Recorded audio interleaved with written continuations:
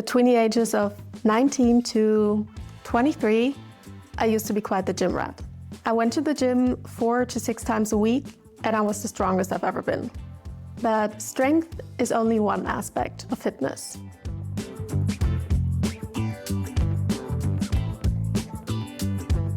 A couple of years and a global pandemic later, I still went to the gym, but I started picking up other athletic hobbies along the way, so I was less focused on just strength training.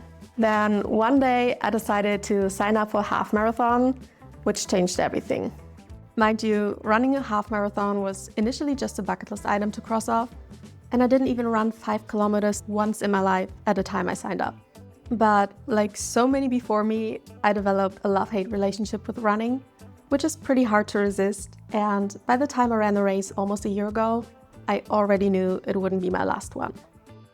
So the year went on, I kept running, though much less than during my half marathon training, which is fine. Kept going to the gym half-heartedly, kept doing my seasonal hobbies, but I kind of got a little complacent. Until I turned 29. I know it's a cliche. You're in your very late 20s and suddenly time feels more real than ever. But it's a cliche for a reason. I'm aware I'm not going to fall to dust once I'm 30. And everyone keeps saying that your 30s are better than your 20s.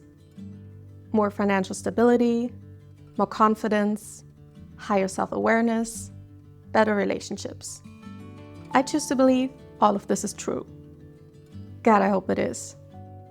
But it's also true that physical health and fitness generally start to decline in your 30s.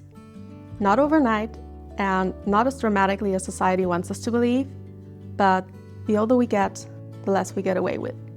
And as I said in another video, I'm young, I'm healthy, and I should be grateful for that. So I'm doing what I can to stay fit. Or even better, becoming fitter than I ever was. And by fit, I mean fit on all levels, not just in terms of strength and muscle mass. Because strong toned legs and a bubble butt don't do anything for your cardiovascular health. And so many people, my younger self included, are so preoccupied with getting visible abs, but do little for their mobility, flexibility, and so on. And I don't want to downplay the importance of strength and having a solid amount of muscle mass. It is extremely important for bone density, brain health, metabolic health, longevity in general. And one of my main goals at the moment is to build more muscle mass again, because I've lost a lot over the years. In the past, I mainly trained with machines and free weights, which got me the results I wanted back then. But last year, I really craved some change. Something that would give me the benefits of weight training and more. So I started doing calisthenics. Calisthenics is a form of body weight-based strength training that combines strength, mobility, flexibility, balance, coordination, and control.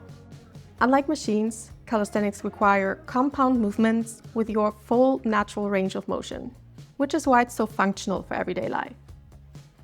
I'm currently in the process of learning the basics, meaning push-ups, pull-ups, chin-ups, dips, pistol squats, the L-sit, the handstand, which I'm looking forward to the most. I wish I could insert an aesthetic montage of me effortlessly pulling off cool calisthenics movements, but I guess that has to wait for a while.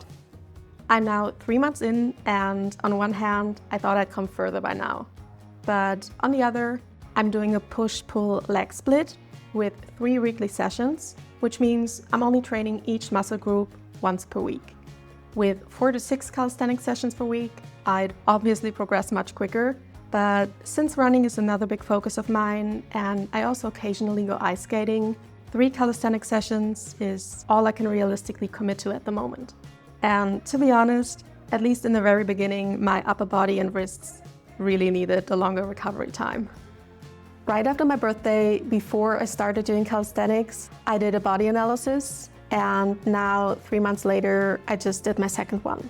And despite my far less than perfect execution, because life gets in the way sometimes, especially over the holidays, I've already gained 500 grams of muscle mass. It's not much, but it's something. And also I'm only 162 meters tall. And it's good to see that I balanced out my uneven muscle distribution quite a bit. I'm currently 7 weeks into half marathon training, which luckily has improved my high heart rate.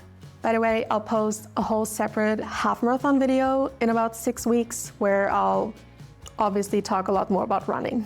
My HRV, which is the heart rate variability, is still not that great, but one measurement in a short time frame doesn't really say that much. And I now have an Apple Watch and consequently more data, and I can already see that it has improved a bit.